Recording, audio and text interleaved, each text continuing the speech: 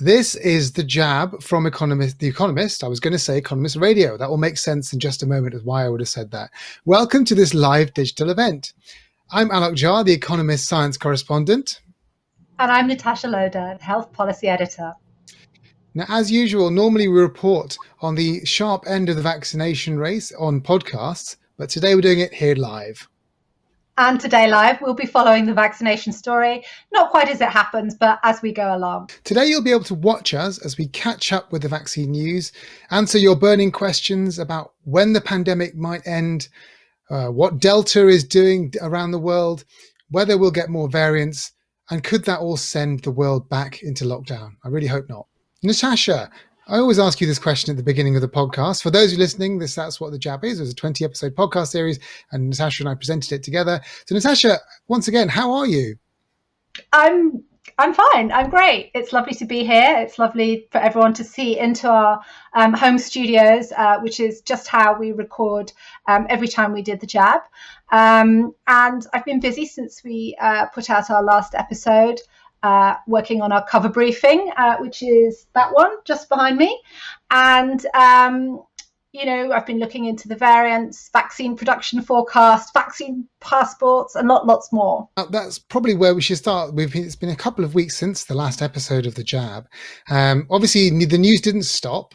Lots more is going on. Lots more is going to happen and continue to happen. So let's talk about a few stories and get everyone up to speed before we go into the thick of the audience questions. Now, the one thing I'd like to ask you, Natasha, is what your thoughts are on the European Union not allowing India's Covishield vaccine into its passport systems. The EU has a digital passport system that means that anyone who's been double jabbed, fully vaccinated, can travel around pretty much freely. But what's happening with Covishield, which is basically the same vaccine that I've had, the AstraZeneca vaccine in England? That's right. It is. It's the AstraZeneca jab. It's made in India. They call it Covishield there. And the EU has said it won't allow this vaccine onto its vaccine passport. And that has really upset lots of people in India. Not only is it sort of a national affront, it also means that Indians won't be able to travel easily in and out of Europe. And on the face of it, the decision doesn't really make sense. Now, what the EU have said is we're going to allow anyone with a vaccine that we have approved in our territory. That's through the European Medicine Agency. We're going to allow people to travel on those medicines. But funnily enough, the makers of the AstraZeneca vaccine in India haven't had approval for their vaccine in Europe because they don't need to buy that vaccine because they make it in Europe as well. So it's kind of like a crazy system, don't you think? Yeah, well, exactly. So it's exactly the same vaccine because the vaccine being made by the Serum Institutes in India, which is going to supply most of the world with this particular vaccine, they didn't bother to ask for the European Medicines Agency regulation because they didn't need it at the time. Having said that, though, are there ways around this? Can individual governments in the EU say to people, yes, we can allow this vaccine because we know that scientifically it's exactly the same thing? Yes, I mean, individual governments can do that, but really you kind of want to think about the future because the FDA has taken a pretty similar situation for the US. And, you've got to consider that people are going to want to travel around the world. And, if we have this kind of balkanized system where one country accepts a vaccine and another one doesn't, it's going to be chaos. So I really feel like we need the WHO to kind of come in and bring some order to this and say, look, if it's been through either us or a stringent regulator, there's about 26 of them in the world, you need to accept this vaccine on your passport system. It feels like that's where it's going to go because people will need to travel between India and the rest of the world. And in fact, most of the rest of the world that has the Indian vaccine. And also, just on a complete anecdote, I know some friends of mine who've had at least one of their AstraZeneca shots, which match up with the part number. Well, not the part numbers, the numbers for being made in India. So it does even affect people in this country too. So it's not something that's just far away. My husband has that vaccine. So my husband, one of his shots is an Indian-made Covishield vaccine, and that means he cannot travel to Europe. which is really unfortunate. So when you go on holiday, he can't come with you. That's the problem, basically. Well, let's move on to the other important story that's on everyone's mind, which is the Delta variant. Again, this was first identified in India several months ago. It's causing most of the infections around the world. It's in 85 countries, and this is concerning, of course, because it's more transmissible.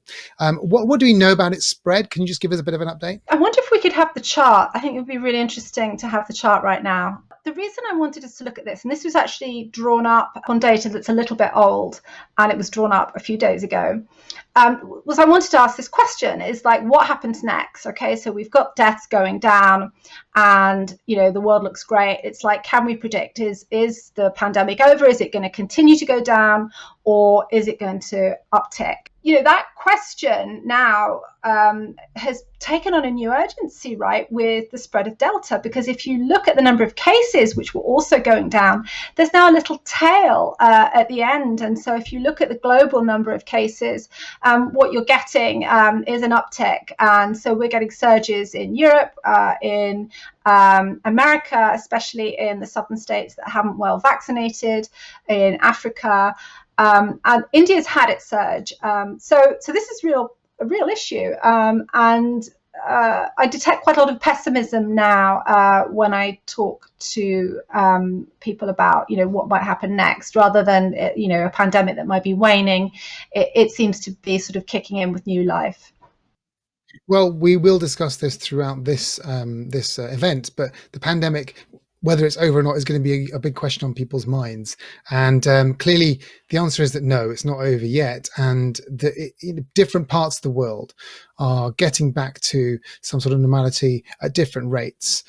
But in terms of that, I mean, did you want to say anything more about the spread of Delta, or can I move on to the next thing which I wanted to talk about, which was how countries are getting back to normal? Because you were going to be talking next about global vaccine production, but let me intercept slightly with the Normality Index, which is this brilliant piece of work that our colleagues on the data team have been working on for some time, and which was published last week as part of your cover package about the long goodbye, as it said on the cover. And this is, here you are on the screen, you can see this messy looking graph shows how different countries in the world, and the world on average, has been how it's been compared to normal. Now, it takes a bit of explaining. So let me just try and sort of channel my data colleagues and explain what that means. So what they did was to look at 8 different variables from 3 different categories. So transport, so things like flights, public transport, cars, etc.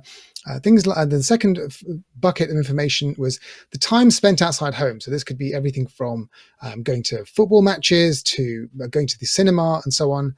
And then another group of data that they collected was footfall in shops and the occupancy of workplaces, so professional places. And they looked at some more than 160,000 variables in 50 countries, which account for some 80% of the world's population. And they came up with an index.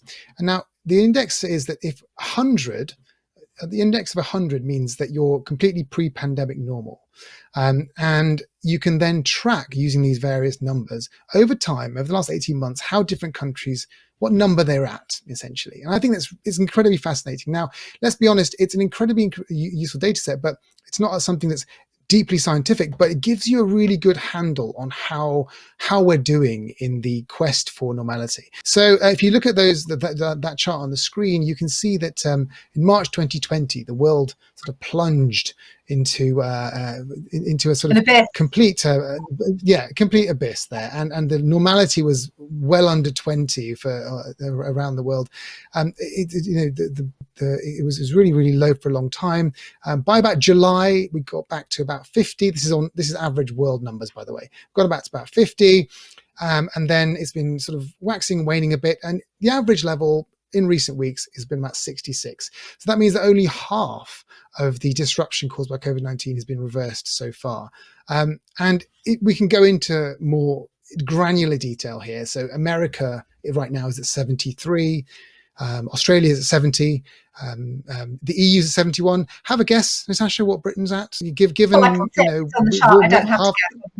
Unfortunately, okay, I don't have to guess. Close your eyes and have a guess. No. Well, it says, doesn't it, 62. Do you feel 62% normal? Well, I was going to say, I don't know. I mean, this is the thing, isn't it? To me, right now, given that we're about 2 weeks away from all restrictions ending, and more than half the population has been fully vaccinated, the vaccination program is going very well. You can go to pubs, you can go into the office. Some restrictions, you can go on the tube.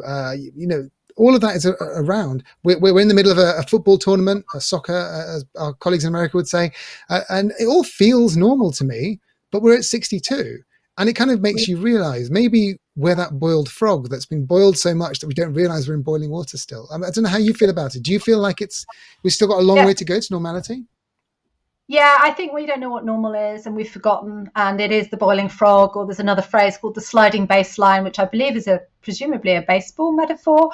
But in any case, it's like normality has been redefined. I mean, frankly, I'm quite happy at not getting into a plane every couple of weeks. It's really boring and tedious, and I'd like that to continue. Well, it's worth looking at individual industries as well and sectors, because we've talked about the countries. Yeah, 62 in Britain feels kind of normal, but we've got a long way to go. But if you look at individual places, so the things like sport and air travel are starting to get back towards some sort of normality. Nowhere near pre-COVID, of course. So sporting events, we've had capacity limits, which have kept crowds at around a fifth of their pre-COVID baseline. If you're watching the Euro 2020 tournament right now, you'll see that most of the stadiums are empty, even though they're quite loud and cheerful. It sounds very odd. Something like 30% as many planes are in the sky today as 2019. Again, mostly because of travel bans, quarantine rules. But America is bucking that trend. Air travel and baseball stadiums, they're 70% and 90% of their levels from 2019. Things are almost completely normal back there. That is pretty phenomenal. Actually, when you look at the individual details of the normality index, you do see striking countries which are like Nigeria, just like really close to normal. But on the sporting events, I noticed that Wimbledon actually seems to be close to capacity, and compared to the footballing events. And I'm wondering, do posh people not get COVID? I mean, I think strawberries and cream is an unknown, useful way of dealing with COVID, which we're going to be talking about next year. No, that is actually true. You see centre court, everyone's sitting next to each other. I mean, they do have restrictions, of course, and rules. You have to be vaccinated. You have to have tests before you go. But we know that these things aren't perfect. We will talk about this more. Okay, yeah. Now. Before we turn this into a normalcy index event, which, by the way, the reason I was looking slightly off screen is I'm looking actually at the normalcy index as we talk, and anyone can go onto the Economist website and look at it and play with it and look at different industries in different countries. You can get really sucked into it, but it's being updated on a regular basis. So it's something that I think that people watching this seminar should definitely go and have a play with. Let's look at some more charts, Natasha, because what we love to do, data is really important for us. Global vaccine production. Take us through that one. So I love this chart. Now, I'm a bit of a vaccine nerd, but I love this chart. And the reason I love this chart is because at the start of the year, they're all clustered together.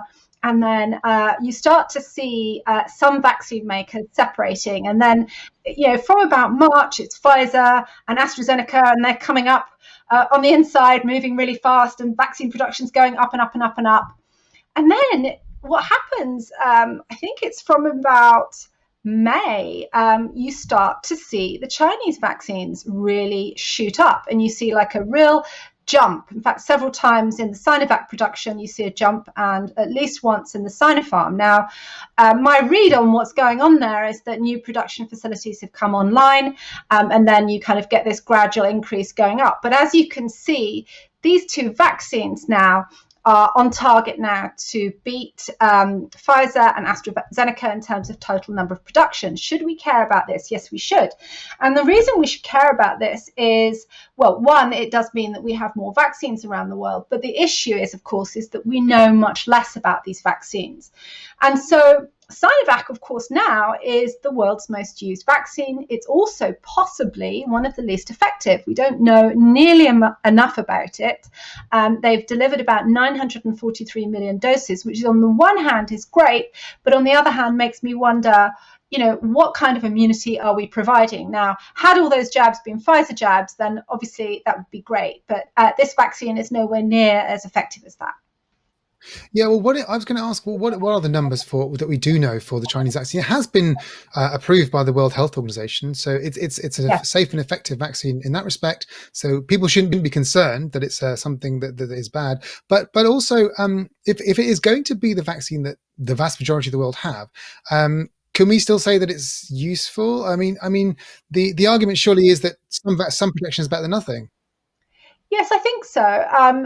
We know for the Sinovac vaccine, it was tested in Brazil, and that was, much earlier this year, and it had a protection of about 50% efficacy, just about 50% efficacy, and it was tested under some quite tough conditions as well. So, maybe it was a little bit more protective than that. But of course, as the variants have come along, what we really need is kind of real world data, sort of saying how these vaccines are performing.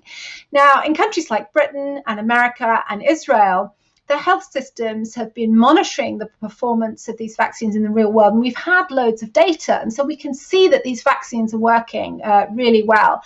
And with the Chinese vaccines, we've not had as much as we would like, and so I would like to see some data so that I can feel more confident about this. The Sinopharm vaccine appeared from its earlier trials to be about 79% effective. But again, this is real world. We need to see what's happening, when this vaccine is deployed and how it fares against different variants. Well, and bear in mind that before any vaccine was approved, the World Health Organization said that a 50% effective vaccine would be very useful. So all of this is we're doing well, frankly.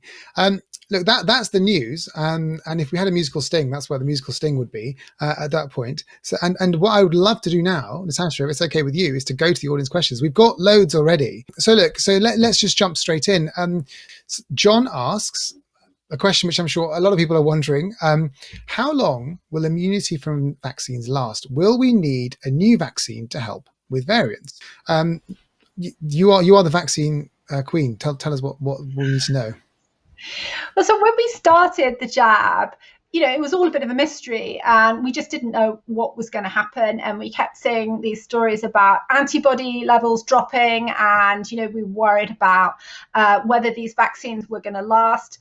But actually, they're doing really well. And it turns out that there are lots of parts of the immune system other than antibodies that help give us more long-term protection. And what we're doing is, the people who were on the trials, the first initial trials last year, they haven't gone away. They're still turning up at the laboratories and getting jabbed. They're getting their blood taken and having PCR tests.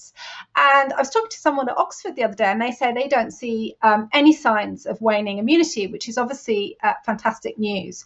I think the key question will be for all of these vaccines, whether this holds for kind of the elderly and the immune compromised as well. But what we do know from some recent immunological data is that kind of a year in, there are still parts of the immune system that are still maturing and developing. This is kind of what you would want to see in a vaccine that could last years and years and years. So I'm kind of more hopeful than I was at the outset that certainly for people under the age of 70, I think that this vaccine could last for years, and we'll have to wait on other data. Yeah, and ultimately, this is the problem with answering that question definitively right now, is that to know whether a vaccine lasts for 5 years after getting it, you need to wait 5 years. There's no time travel machine possible at least not that I know of in physics right now, that will allow you to work that out. I mean, of course, you can go with some data from previous coronaviruses. So the original SARS-CoV, people who had that infection. Some of them had immunity 8 or 10 years later, and not all of them. And this is not the antibody type immunity. It was T cells, which is, as you said, Natasha, another form of immunity that the immune system can mount. And if there's one thing that's more complicated than dealing with viruses, it's understanding human immunity. It's the most complicated bit of human anatomy. So we're going to be learning things all the time about this. Don't forget neurology. Don't forget neurology. I think it's more complicated than neurology, surely. So to all my neurological colleagues, the brain, easy to understand. The immune system, honestly. There's a supplementary to that, which I can just follow to the next question. Will we need new vaccines to help with variants? I think that it feels like so far the variants are being tackled if you have 2 vaccinations from the ones that have been approved, and even the Delta variant. If you've got 2 shots of Pfizer or Moderna or AstraZeneca, you're pretty well protected against those. It doesn't mean that will always be the case with future variants, of course. But a more interesting question, which relates to that, is Keith asks, to what extent can people who are fully vaccinated still catch and transmit COVID-19 to others? What do we know about that, Natasha? Well, we know the original strain vaccines did a really, really good job at reducing transmission. And since then, we also know that vaccines have evaded some of the immunity that has been offered by them. And so that means that there is transmission. And, even with a highly effective vaccine like Pfizer's, what we're seeing with a very transmissible variant like Delta in Israel is you're getting circulation. And so I think it's clear that, with some of these more aggressively transmissible variants, you are getting much more transmission. Now, we're waiting for some more data, but if you have been double vaccinated, the rates of infection are going to be a fraction of, those who have not been vaccinated. And what that also means is that if you want to protect people around yourself, you should still wear a mask. And, that's just the reality of what we're facing at the moment. Yeah, Tanvir asks, will the vaccine companies be customizing their vaccines in future, adapting them for variants? And the answer is perhaps, yeah. I mean, we know that even earlier this year, the Oxford University research team that created their vaccine have started looking at tweaking their vaccine for variants, and so have the Pfizer-BioNTech people, and they're all doing it. At the moment, it's not been completely necessary to revaccinate people because the first lot of vaccinations has to go out. But ultimately, if you did need to tweak the vaccine, given the technologies in use, the mRNA and the adenovirus vector, these are tweakable, aren't they, Natasha? Yeah, look, we can start producing these tweaked vaccines quite quickly. We can tweak them relatively quickly. I think the issue is that once you start producing a variant vaccine, if you don't need it everywhere, you might want to, say, use a variant vaccine in South Africa where they have a difficult variant there. The problem is that you then are producing 2 different types of vaccine, and so you're kind of competing in terms of the quantity of vaccine you can produce, and we know that that's limited. And so what I suspect, although I don't know, is that countries, governments, pharma companies would like to manage as long as they can with the shots they have, and then at some point they will switch. They will either produce a variant vaccine, or they may then go to bivalent vaccines, and that's where you put 2 different types of shot into one dose, and so you would be protected against 2 variants. That's what we do with quite a lot of other vaccines that are more well developed, is we package in sort of different sort of bits of vaccine, if that makes sense. Indeed, that's what happens with influenza. You have a couple of different influenzas that we know are circulating that year in that year's vaccine, and there's surveillance all over the place to work out which ones to put into your vaccine. Mr. Buckland asks, this is an intriguing question. The reaction to the injections is very variable. Some people have lots of side effects, other people don't. Is there any evidence that those who don't react with side effects develop less immunity? I think I know the answer to this. I looked this up recently on the CDC website, and no, there isn't any evidence to show that people who don't respond with lots and lots of side effects develop less immunity. I mean, there are lots of things bound up with that question. Now, what does less immunity mean? You have to measure something in the blood, right? It could be antibody levels. It could be all sorts of things. And as we've said already, antibody levels themselves are a good indicator of immunity, but they're not the only indicator of immunity. Someone might develop lots of antibodies and no T cell response, and or vice versa, but they're probably both protected in a similar way. Plus, also, and we'll talk about this later. There are other ways of working out how the immunity works, but just because you have a hugely huge side effects, it doesn't mean you're reacting to the actual active ingredients of the vaccine itself. It could be that something else within the vaccine is causing you some discomfort. So I don't think those things are correlated in the way that perhaps people think. I don't know if you want to add anything to that, Natasha, but I found that no one knew, but people thought that there was no correlation really. I have nothing to add. That sounds like a perfect answer. All right, well, how about this? This is a good question that I'm sure a lot of people are wondering. It says, do you think countries will eventually allow tourists, regardless of which vaccine they take? So people want to know about whether they can travel. We touched on this at the beginning, of course, and it's sort of it's kind of the perfect example of this is the European Union not allowing the Indian-made AstraZeneca vaccine. So do you think there is a point at which everyone will just have to allow people, regardless of whichever vaccine? I think countries will try to remain picky, but I think it will come down to brutal politics at some point. And so if you're Nepal and you're trying to refuse the Chinese vaccine because it hasn't been, say if it's a different Chinese vaccine that hasn't been through the WHO, I think you'll have a lot of trouble because you'll get leaned on by the big countries, right?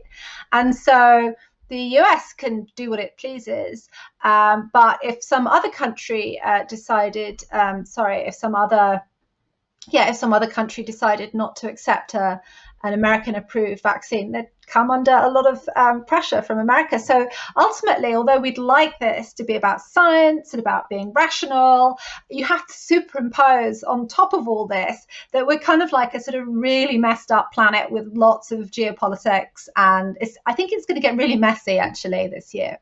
Well, I think as our colleague Ed Cart would say, who is ultimately the economics of this is going to have to win out. People will want to travel, and economies will have to open, and there's going to be lots and lots of different types of vaccines out there. So whether it's the World Health Organization or stringent regulators or governments, there will have to be some way of organizing it so that people can travel, whatever the vaccines they've taken are, or if there are rules, then making those vaccines available to travel. Because if you want the world to get back to the normality we've been talking about earlier, you need people to travel. That's just the way it is. The next section, let's go on to this. This is a bit of a science section, which is I'm quite excited about. It's all about variants. Okay, yeah. Here we go. Right. A bit of background. Here's the thing: we now know about Alpha, Delta, all these variants. Lambda's is something that people are concerned about now. Yeah, so I think a bit of a biology lesson would be useful here. How do you get variants, and kind of what causes a rapid increase in their number? Go. Okay, so this is really cool. Every time a virus replicates, you have the chance of a mutation happening. So the more it replicates, the more chances for mutation you have. And last year, COVID didn't seem to be doing anything for quite a long time. And then towards the end of the year, it started to take these really big jumps. There was the British variant, we're supposed to call it Alpha now. And then there was the South African variant, which we are supposed to call Beta. And they suddenly acquired like 20 or more mutations. And the question is how did this happen? And the strong suspicion is that the virus has spent some time inside the body of an immune suppressed person where the infection has lingered and many mutations have occurred within an individual person. So rather than this being something that happens as it spreads between people, that actually you're kind of brewing it up in one place. And it could even be that people with long COVID, some of whom seem to have persistent viral infections, they too could be harboring a virus that's kind of accumulating a lot of changes. And you can see this happening in hospitals. It's not complete sort of speculation. But if you have a patient in hospital, so they're receiving, some immunosuppressants, and they have a COVID infection, you can watch in that person as the mutations accumulate and accumulate. Now, obviously, if they're in the hospital, you make sure that the infection is cleared before you let them out into the world. But it's kind of pretty interesting. This is evolution in action. This is natural selection in action. We start to get on top of the virus, and the virus, through random mutations, finds ways around whatever mechanism we found to stop its spread. And so the virus is that, because Delta is the one that now is spreading around the world. The reason that is because we've managed to get the other ones under some sort of control, and so this one can just do something that the others can't. For example, Delta spreads is more transmissible by about 3 to 5 times or more, and even if it isn't more deadly, and ultimately viruses don't want to be as deadly as you think. They don't want, when I say want, they have no consciousness whatsoever, but if you forgive the anthropomorphism here, they don't want to necessarily kill their host quickly, because they want to reproduce a lot and spread. If they killed their host quickly, then they don't spread, and this is one reason why the original SARS-CoV didn't go as far around the world as this SARS-CoV-2 has. So the idea is that even if it's more transmissible, it's definitely more dangerous, because it just means more people get it, and that increases the population of people getting it. More people, it can mutate more times, as Natasha's just said, and also it means that it just comes across more people who are more vulnerable, immune suppressed, elderly in some way, and therefore ultimately the statistics tell you there's more deaths. This is why we are concerned about variants and should keep on top of them.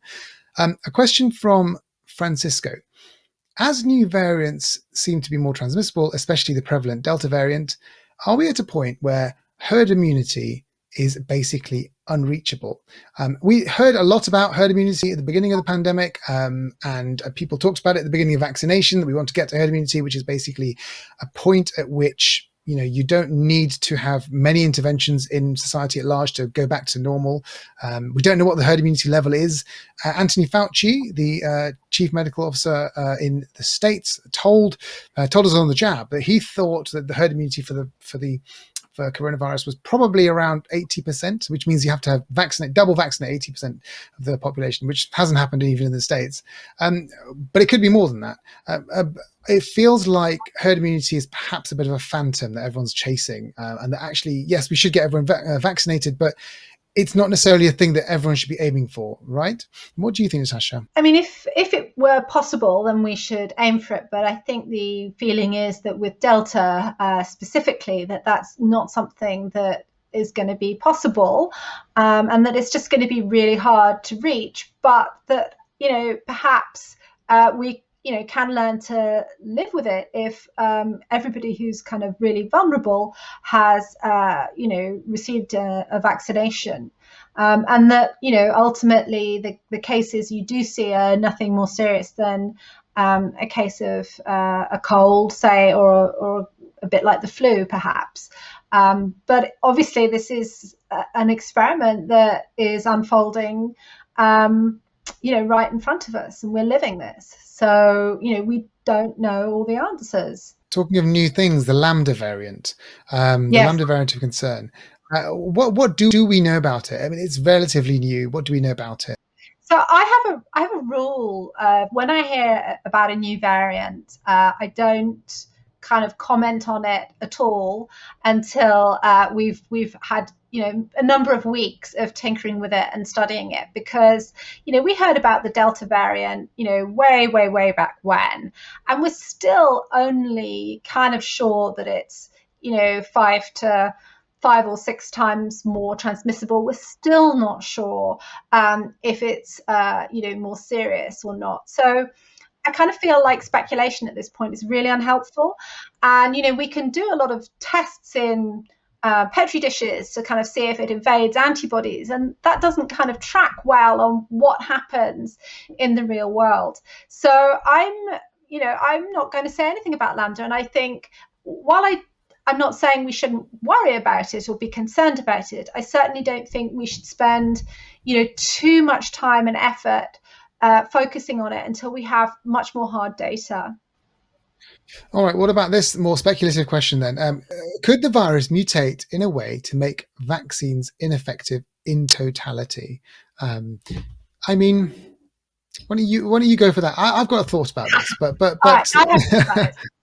go on. So, yeah, I mean, absolutely. In theory, they could, but as time goes on, as we're finding that our vaccines are still protecting against hospitalization, severe cases, and deaths, we should start to feel a little bit more confident. And if you think about it, in 18 months, the kind of the worst variant that has come up has been that South African variant that seems to knock back vaccine efficacy quite a large chunk, whereas the other ones, the other variants do so, it seems, a lot less. And so as time goes on, we should feel more confident because we can start to sort of say, well, maybe the virus doesn't have as many molecular tricks, genetic tricks, if you like, up its in its toolkit, or whatever metaphor I'm looking for. So that's sort of the argument that I'm hearing.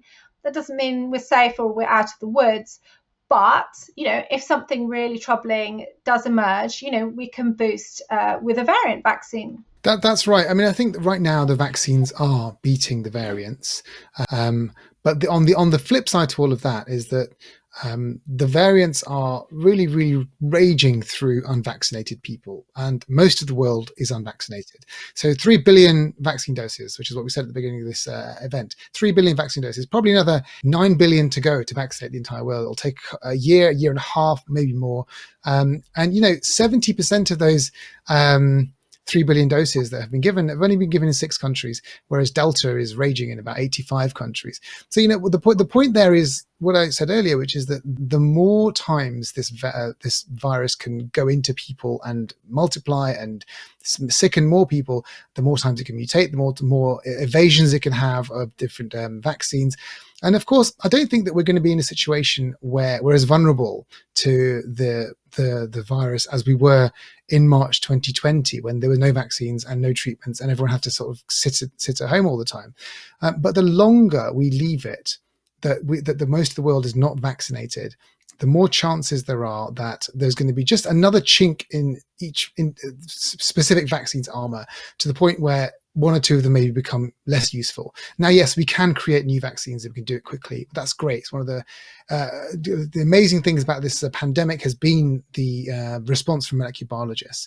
But it doesn't mean that we'll always have that trick up our sleeve if the virus manages to do something that we can't expect. So the race to vaccinate the world is by no means over. And actually, it's now logistics to make sure that we don't get to the point where there's a variant, there's an omega variant that kind of rages through even vaccinated people. That will be the nightmare scenario, which I'm not saying will anywhere near happening yet, but we can't keep our eye off that ball. Talking about vaccines still, boosters. So a lot of people are asking about boosters and how many boosters they should have, and the types of boosters. Now, before we get into this, I'd like to say that even though Natasha is a doctor, she's not that kind of doctor. She's an ecologist, as far as I can remember. So nothing should be taken as medical advice about what we're going to say now. But we will talk about what we have read in our studies.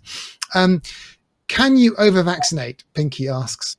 That's what can you have too many vaccines? Could you just take them all? Is that a good idea?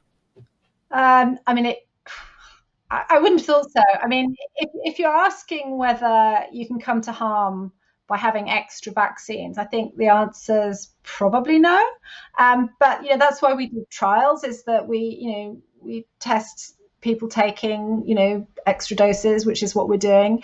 I mean, we do know that in the past, people do get extra shots of other vaccines and they seem to come to no harm. But yeah, I mean, it's a hard question it would be easy if the person was here, because I could say, well, what do you mean? Do you mean all vaccines in general? Do you mean just COVID vaccines? I'm not sure. people have multiple flu vaccines over their lives, maybe one a Yes, they year. do. So it doesn't seem, in principle, to be something that would be harmful. But right now, I don't think there's any need to over-vaccinate. Get your 2 shots if you can, and then be happy with that for now. And okay, here's the next question then. Should I? Carlton asks, should I get a 3rd dose if it becomes available, and does it need to be the same vaccine? Does that really matter? Okay, that's a really good question. So I don't know where Carlton is, but if you're in a well-regulated country where they take their science seriously, if you get offered a 3rd shot, you should absolutely take it, particularly in the UK, because the NHS is famously stingy and they won't offer a 3rd shot unless they think that you need one. And in other countries, we're certainly seeing 3rd shots given after Chinese vaccines, particularly. And it's hard to say whether people do need it because we just don't have the data that we would like to see. But I go back to something I said earlier, is that we're monitoring, we're doing surveillance on the immunity levels that are found in people who've had vaccines, and also things called breakthrough infections. And so that's when you get an infection after you've been vaccinated. And so if the public health authorities, they see that there are more people suddenly just getting infections and they've been vaccinated, and then they look in the blood and they kind of say, okay, well, we can't see any signs of the strength of immunity we would like to see, then I'm sure that they will start to recommend booster jabs for some people. But my guess is they'll do the most vulnerable really first. And I'm not sure, younger people are going to be getting booster jabs at all, to be honest. And indeed, that's the thing, isn't it? Right now, it's a case of getting through the population first time round before Right. doing the extra. Before doing the extra. The other part of that question, which is Oh, picked up the also by mix and match. Sakani. Yes, well, Yes. let me ask you this. Let me add this bit to it, which is that if I've already been vaccinated with the Johnson & Johnson vaccine, is it safe enough to get a double shot of the Pfizer vaccine for additional protection? I'm concerned about the Delta variant, and the mRNA shots seem to be more effective at developing immunity regardless of the variant. Yeah, so this is really interesting. So we know that really we need 2 shots of vaccine to give you the kind of protection you want against Delta. And in fact, Johnson & Johnson is running a 2-shot trial as well in the UK. And our colleague Jason Palmer, The Voice, who's on the Intelligence podcast, he was on that trial and he got 2 jabs. And so I'm really keen to see the readout from that trial. And so I do have a hunch. I have several hunches. One, that anyone who's had a J&J jab is going to need a 2nd jab. And the other hunch is that there will be a lot of mixing and matching. So I can't advise that individual person on what they should do. But what we have seen from trials where we mix and match vaccines is you get a really good boost to immunity. And so if you give a Pfizer after an AstraZeneca, you just get this wonderful sort of rush of all the kind of good stuff in the immune system. And that's something that I'm sure heterologous boosting, as they call it. And we know from our basic vaccinology that actually this is a good strategy in delivering vaccines. So I'm pretty sure that that's what we're going to be doing, is we're going to be giving 3rd shots or 2nd shots of different vaccines. Oh, but one thing just to say, if I had to have a hunch, I don't think he would need, sorry, I can't give individual advice. I don't think one would need 2 more doses of Pfizer. I think probably 1 more dose of Pfizer to 1 of J&J would probably give you what you needed.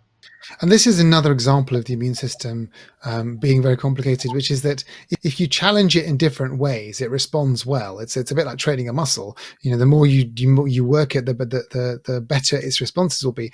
And the mRNA vaccines and the adenovirus vector vaccines, in other words, Pfizer and AstraZeneca, respectively, they're just different ways of stimulating the immune system. So it would make sense logically, intuitively, that you would get a better response. And in fact, the trials going on in the UK right now, led by the University of Oxford, are trying this out. They're trying out Pfizer followed by AstraZeneca followed by Pfizer, Moderna is involved, all of these different things. And they do see more side effects, at least in the beginning. So, which is not an indication of how well your overall immunity is going to be, but they suspect that this is a good sign.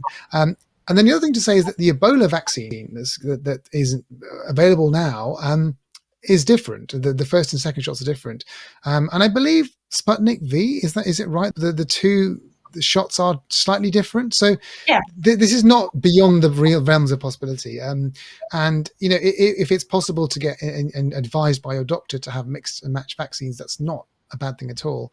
It seems. Audrey would like to know. If anything more has been learned about the AstraZeneca vaccine and VITT, which I think is the thrombosis, the blood clots. Is it something to do with the type of viral vector used? Why do mRNA vaccines not appear to cause the side effect? And can you do anything about changing the AZ vaccine formulation? These are lots of questions. I don't expect you to answer all of them, but I just wonder, what do we know about the AstraZeneca vaccine blood clots, which is something that came up a few months ago and caused lots of concern, but really, it's just, they're very rare, basically, aren't they? Yeah, they are very rare, but they're still concerning because, you're giving this vaccine to millions of people. So that's why the recommendations have changed to, in some countries, not to give them to younger people, which is sort of where you get these clots happening. There are lots of theories, technical theories about, why the vector might be causing this problem in the blood. And there's even a theory about how one might redesign it. And I was talking to someone at Oxford, and they're certainly looking at that theory. And of course, are hopeful that, maybe they can make a tweak to the vector that will make this less likely to happen. Because here's the interesting thing, the J&J vaccine, which is also a adenoviral vector, which is a virus, which is what you package in the information that you want to deliver. They do cause a slight increase of clotting, but it's not as bad. And so it could just be an issue to do with the vector itself. So I'm kind of hopeful that we will come to some resolution about this, because what you must remember about the AstraZeneca vaccine is, it's cheap, it's easy to make, it's easy to distribute, it's one of the world's most popular vaccines, and it's very popular in low-income countries. I think we've got about 640 million doses delivered, maybe more than that. And this year we're going to make billions of doses of it. And so the sooner we can come up with a kind of correction and a fix for that, the better, because we want to be able to give this vaccine as widely as possible. Let's move on to talking about vaccination in children, because obviously around the world, only a few countries have allowed vaccines to be approved for children over 12. And there's all sorts of ethical and technical reasons why you might or might not want to vaccinate school children.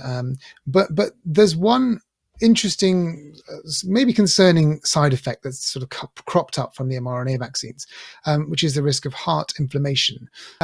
Now, I just wonder what we know about the risks of side effects from, for example, the mRNA vaccines versus symptoms and illness due to COVID-19 for children. And just for a bit of background, this is heart inflammation in very small number of cases after some of the mRNA jabs in children in America. This is a couple of studies in America that have sort of shown this. I just wonder, is this going to be an important calculation or a concerning calculation for parents when they're trying to vaccinate children? Yes, I think so. We've had some more data from the CDC, and it does come out favorably in the sense that it, although you are getting these cases of myocarditis, between the ages of 12 to 17, for every million doses of vaccine you're giving, you are getting these cases of myocarditis. I think in this chart it's 56 to 69 cases in that age group. And you're preventing 2 deaths, 71 ICU admissions. And so the feeling is that the risk benefit is favourable. Now, I would say a couple of things to that, because, I mean, generally speaking, I'm absolutely hugely in favour of vaccinations, and there's lots of good reasons to do that. But with children, I think we just need to think very carefully about this. And what I'm hoping is that we can think about targeting these vaccines to the children who most need them. And, we do need to be careful. I'm not personally keen on, rolling it out to all 12 to 17-year-olds until we're absolutely clear that, that it's the best course of action. So I'm sort of still, I'm actually a little vaccine hesitant at this moment. Now, let's just say, I think some people would disagree with me strongly, and they would say, look at the data.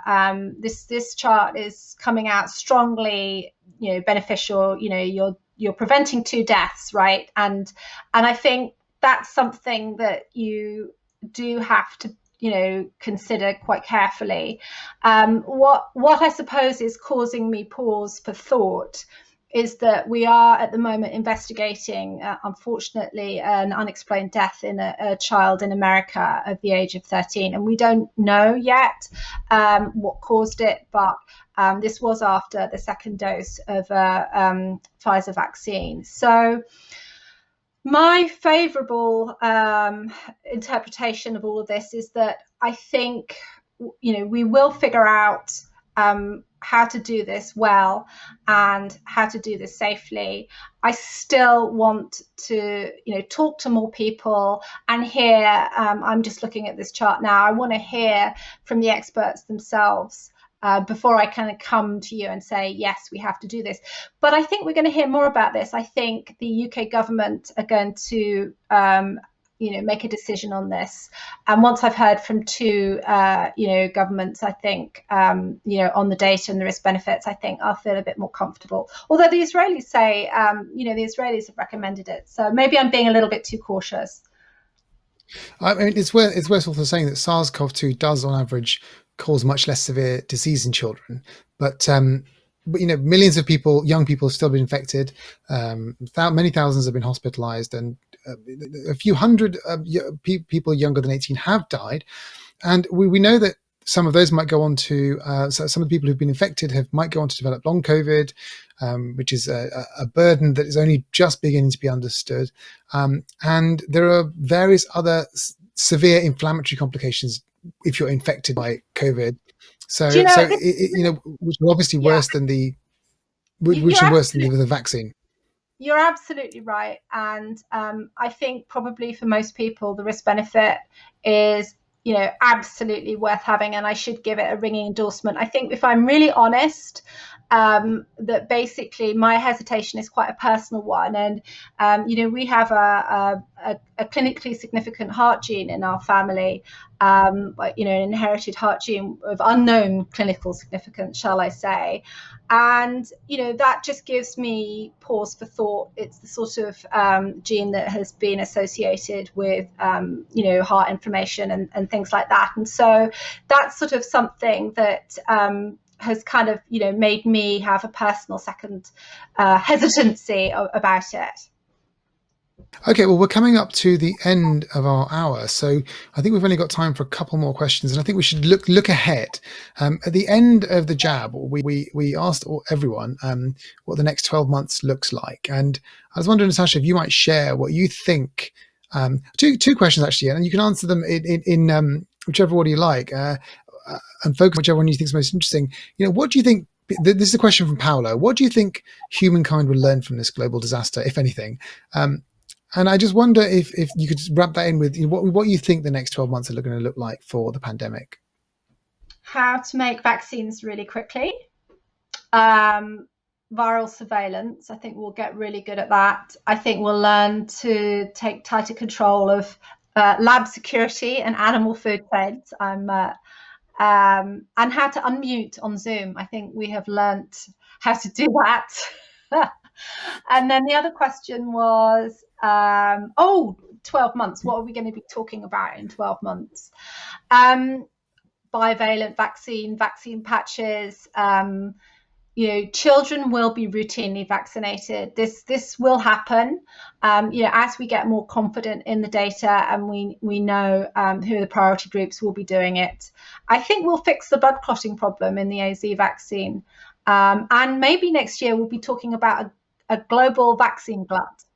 What about you? What do you think's happening in 12 months? A global vaccine? What did you say? Glut. A global vaccine what? Glut.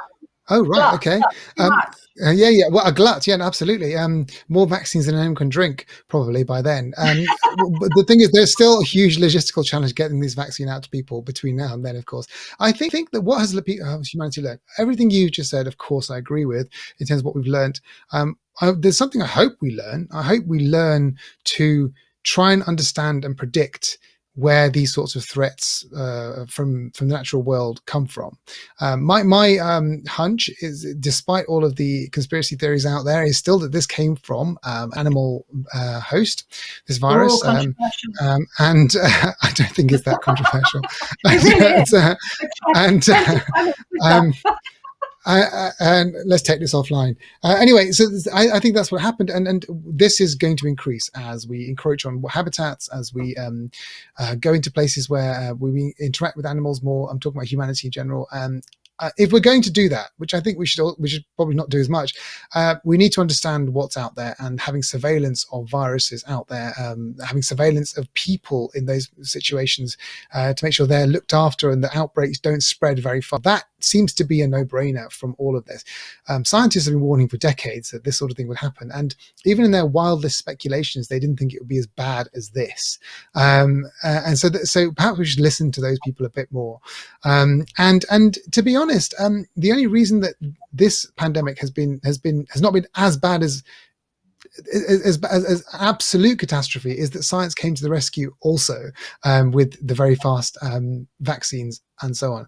So I think that if we're going to learn something, surely that's the thing to learn. And in terms of the next 12 months, I think one of my colleagues on the Jab, it might have been you, Natasha, that said this, said it best, which is that this isn't the end. This isn't even the beginning of the end. This is just the end of the beginning of this pandemic. We have a long way to go. And the best we can hope for is that everyone's vaccinated eventually and that we live with it. It becomes an endemic disease that is something that we can treat and that most people don't die of. And that would be a good result.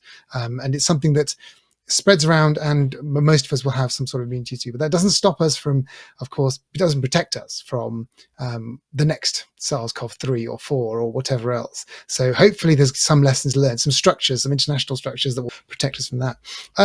We have come to the end of all of our questions. Well, there's more questions actually, but we haven't got the time to answer even more of them. So there is one quick one, which I can ask you, Natasha. Why did the Jab end? And is Alok as nice as he looks? Is that something you might want to just answer quickly in a yes or no? A yes or no?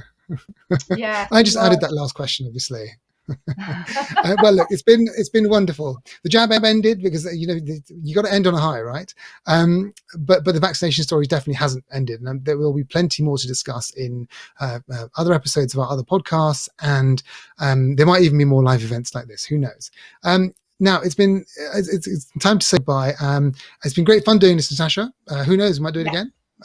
Yes. And you might find me and Natasha on the other Economist podcasts, Babbage, our science and technology one, and you can also catch up with us on Twitter. I think our handles are online. Natasha is particularly interesting to follow on all of the topics we've discussed. It's been wonderful talking to you again. Maybe we'll meet in person one day. Who knows? All right. Thank you, everyone, and goodbye. Bye-bye. Thank you for watching. If you'd like to find out more about our subscriber events, then please click below. On that page, you'll find recordings of previous events, including one on climate change and what the next decade will bring, and another event on whether Brazil can survive Bolsonaro. See you next time.